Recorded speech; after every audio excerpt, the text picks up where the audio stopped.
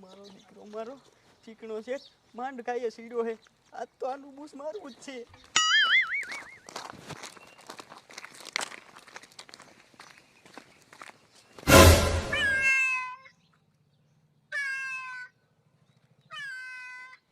મારું બેટું હવાર આ મીંદડું આડું પડ્યું. આજ જવાય નહીં, નકર કાંઈક નુકસાન થાય. શેઠ, શું વિચારમાં પડી ગયા? હાલો ને. ઝીણિયા ઊભો રે.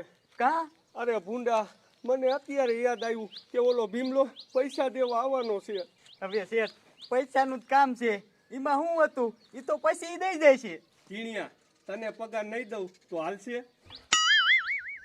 બોલ બોલ. પણ શેઠ, આપણી શરતનું શું? એ તારા શરત પાકા. જે દી તું મને ચમત્કાર દેખાડીશ ને તે દી તારો પગાર ડબલ. પણ શેઠ, અત્યારે તો તમે આવતા નથી, પછી બાપુ વિયા જાય, મારે તમને કેમ ચમત્કાર દેખાડવો? ઝીણિયા, આ દુનિયામાં ચમત્કારી બાપુ એ એક જ છે. ઈ તો બીજો કોઈક બાપુ આવશે ને ત્યારે ચમત્કાર દેખાડજે. હાલ હવે સાનો માનો ઓલો પૈસા દેવા આવે છે. મારો દીકરો શેઠ છટકો ખરા તાણે મીંદડું આડું ઉતર્યું.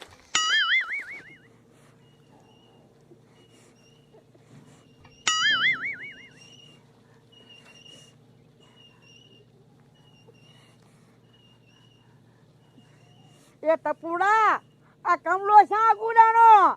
એ મંગુ માસી, કમલો તો કામે લાગી ગયો છે, પણ આ ઓલા શેઠ અને ઝીણીઓ નો ગુડાણા આજી. મારો દીકરો શેઠ આવે તો હારું, શેઠિયાનો દીકરો એમ જપટે સડે એમ નથી. એ મંગુ માસી, તમે ઉપાધિ કરો માં, શેઠને તો આમ જો ઝપટે તો સડાવો જ છે. લ્યો હું આટો મારતો હો, બે જો અહીંયા ને તમે. એ પાછો જલ્દી ગુડાય છે. એ હો નહીં તને દીપડા દાઢી જાય બે ને.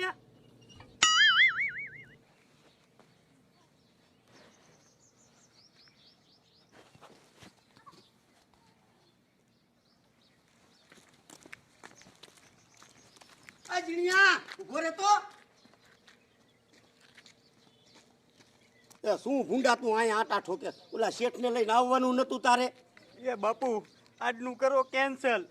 એ હા, હું શેઠ બે આવતા જ તા હવારમાં મીંદડું આડું ઉતર્યું.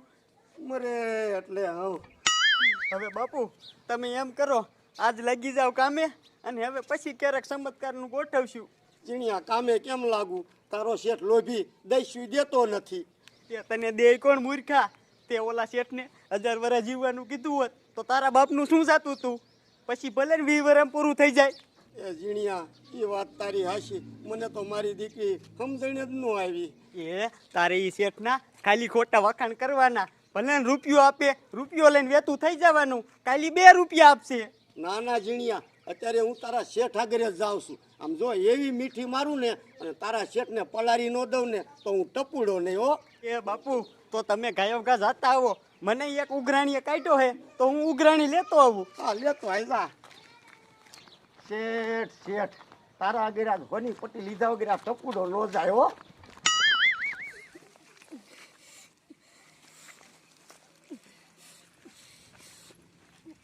કે નો આવ્યો ટપુડો, કે નો આવ્યો શેઠ, આપણે તો છોટી પડાવવાની. જવા દે ગામમાં.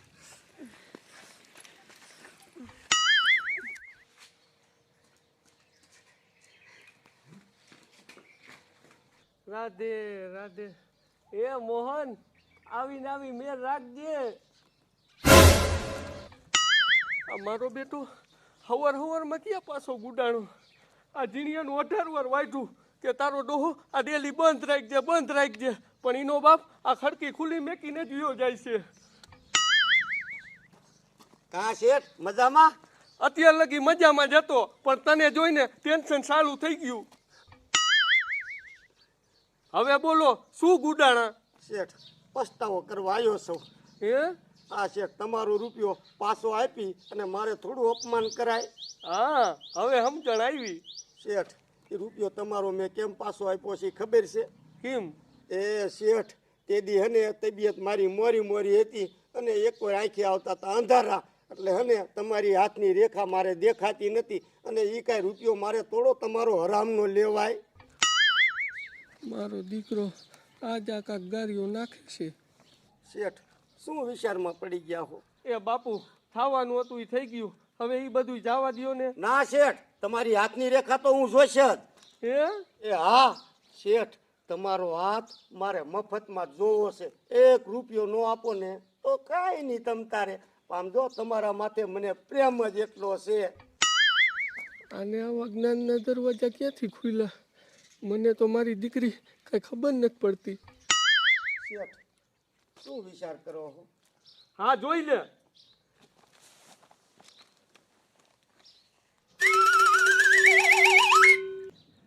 શેઠ તમે જાજુ જીવવાના. શેઠ ખારા ભલે તમે થાવ પણ દેવામાં કોઈ દી પાછો હાથ નથી રાખ્યો. માણા ભલે ને ગમે એમ કહેતા હોય. મારો દીકરો આજ પસાની પટ્ટી લઈને જવાનો. હે બાપુ હું કેટલા વર્ષ જીવીશ? 1000 વરા. હે હા 1000 વરા જીવશો.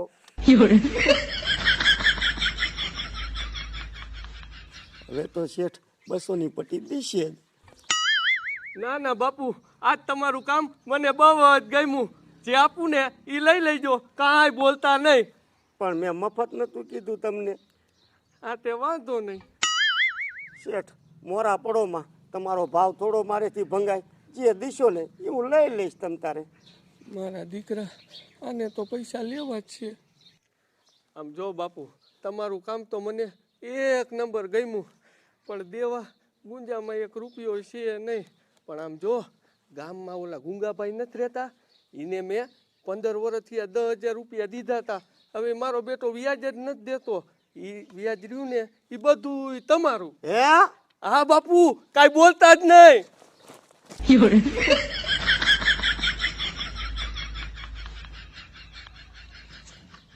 મારો બેટો બાપુ ગયો ડમરી ચડાવી.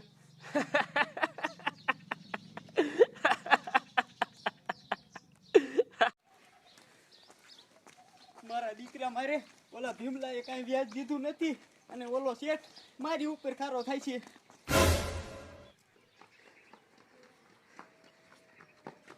એ બાપુ આ જુનિયા હતા નહીં, મારે કામ છે.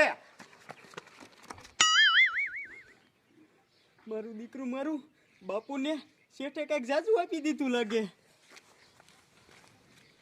આપણે તો જામો પડી ગયો. 15 વરાનું વ્યાજ હાથમાં આવી જાય છે. માલામાલ થઈ જાય છે.